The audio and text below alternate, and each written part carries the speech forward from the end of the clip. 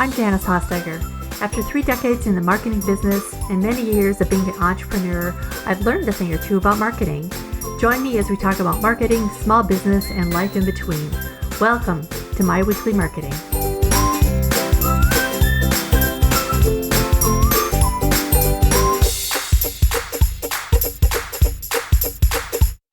Once upon a time, the marketing funnel made perfect sense. People saw your ad, clicked your link, joined your list, and eventually bought your thing. But fast forward to now, that nice, tidy funnel looks more like a tangled web of touch points, algorithms, and AI, doesn't it? I mean, really, nothing in marketing is that simple anymore. So in today's episode, I want to unpack why the funnel is broken and what to build in its place. This episode might just change the way you think about marketing forever. So when I started in marketing, it was all about the funnel. If you're not familiar with the marketing funnel, it was invented back in the 1800s. Think of a kitchen funnel and visualize the customer's journey from the first moment they learn about a brand at the top of the funnel with awareness, and then as they move down to the interest phase, and then to the desire phase, and finally to the action phase, where they purchase at the bottom of the funnel. But here's the problem I had with the classic marketing funnel. First, it assumes your customer moves in a straight line. They discover you, they show interest, they want it, and then they buy it. But in reality, that's not how it is. That's not how humans behave. The old funnel model doesn't reflect how people buy today. It's too linear. Your customer's journey is looping, emotional, and definitely non-linear. Buyers leave, they come back, they're scrolling, comparing, getting distracted by cat videos, and maybe coming back, 3 weeks after they've seen a competitor's ad. The second problem I have with the funnel model is that business owners assume customers will fall down the funnel. So they put a lot of energy into the awareness stage, and somehow people like what they see and they just end up purchasing. But I'm sorry to say that rarely happens, and you've probably found that out. Especially in a noisy world.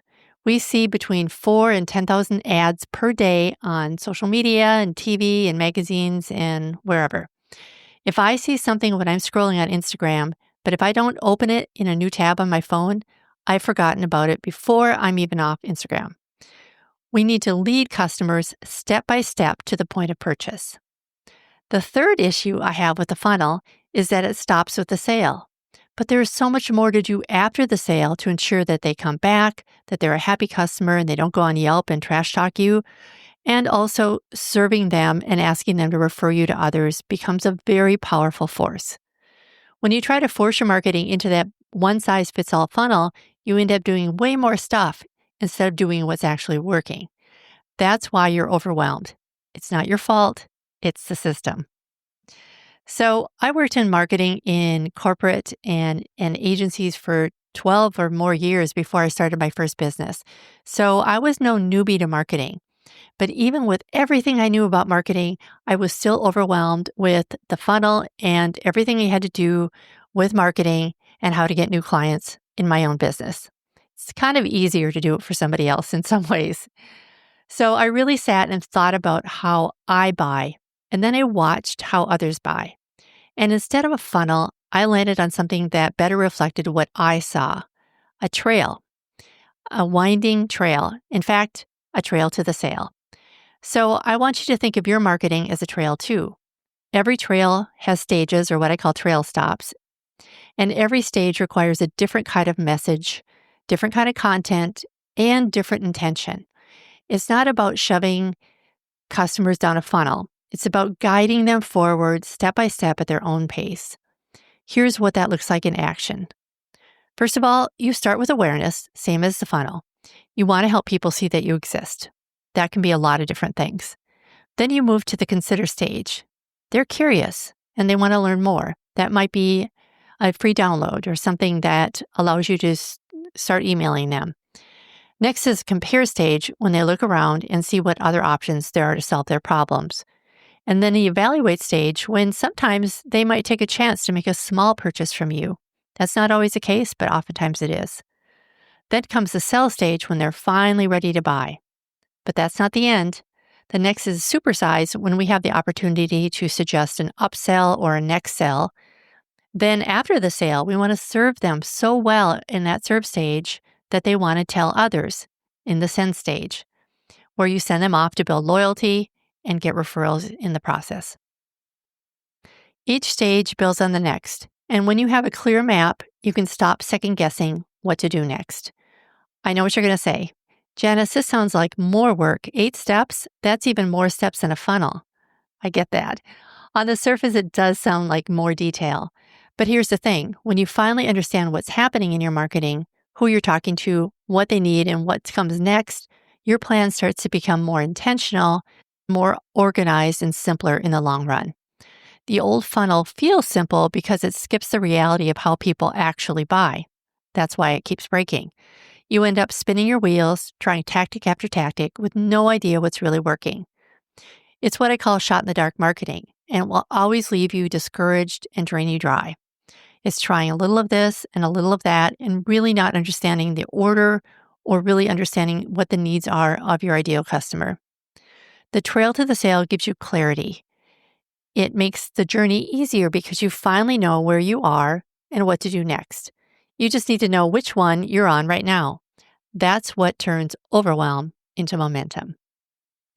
Okay, so 3 steps to get you started. If you've been feeling like you're spinning your wheels, here's what you need to know. You don't need to rebuild your entire marketing strategy overnight. You just need to take one focused step in the right direction. Okay, here we go. Step 1, pick one stage of your trail to the sale to focus on this month.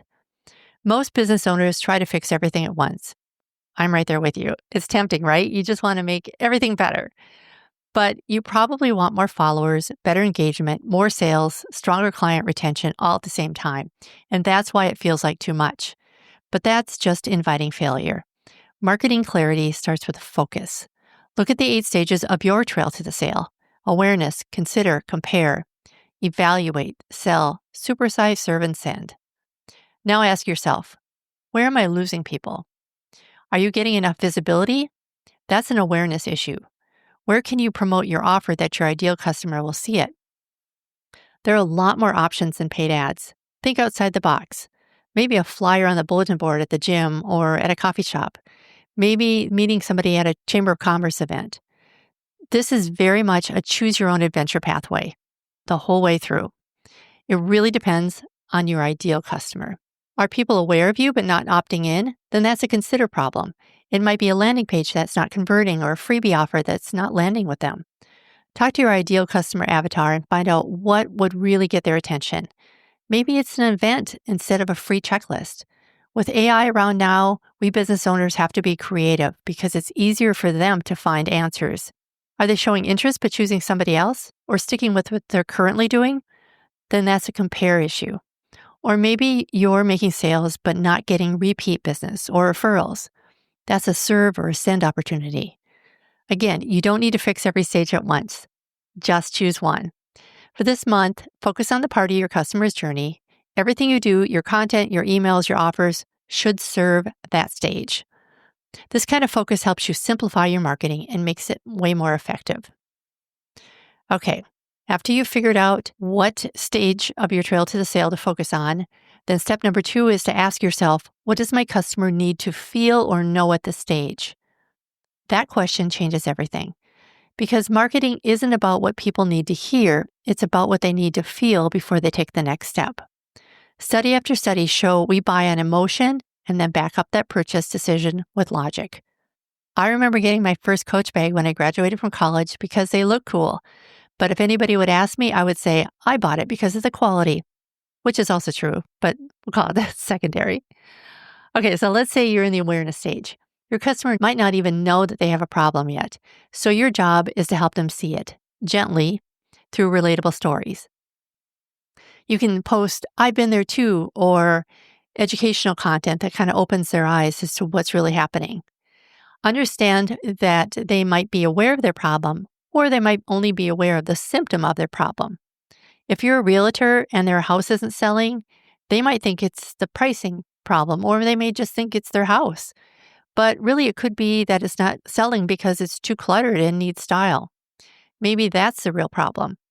So really take a look at your ideal customer avatar and really understand what it is that they think the problem is or the real problem. If you're in the compare or evaluate stage, your audience already knows the problem exists. They're just not sure if you are the right fit. So they need to feel trust. They need to know that you understand their world and that your approach makes sense for them. And if you're in the sell or serve stage, your people might need to feel confident and supported. They might be thinking, can I really do this? Or will it work for me? That's where testimonials, social proof, and easy wins come in. So before you post anything or send another email, pause and ask, what specifically did they need to know or feel before they can take the next step? When you answer that, you'll never run out of purposeful content again because every piece has a job to do. Okay, now we're on to step 3. Track what works and what doesn't. This is where you stop guessing and start growing. Listen, I geek out on a good spreadsheet because it organizes chaos, but tracking at the early stages doesn't have to mean spreadsheets or analytics dashboards, unless you love that stuff too. It just means paying attention. Here's what to watch for. Are you getting more replies or DMs? Are more people clicking links or downloading your freebie? Did you get 1 or 2 clients who mentioned they found you on a recent post or podcast episode? These are all signs that your message is resonating, that your trail to the sale is working. And when something doesn't get traction, don't see it as failure. See it as data. Let me tell you, I've been discouraged so many times. I have shed a lot of tears on what I was sure would work, but didn't. It feels personal, but it's not. Let me say that again for the people in the back. If it doesn't work, it's not personal. You just learned what does not connect with your ideal customer, which means that you're one step closer to knowing what does. As my mentor says, either you get the results you want or the lesson you need. The goal isn't perfection, it's progress. Small, simple adjustments done consistently will create more momentum than another round of starting over. Because remember, strategy isn't about doing more, it's about doing what moves the needle and repeating what works. And when you do this, your marketing stops being chaos and starts feeling like momentum and feels so much more manageable. So, if your funnel feels broken, you just need a roadmap. You've got this. Marketing does not have to feel like a guessing game. It can be clear.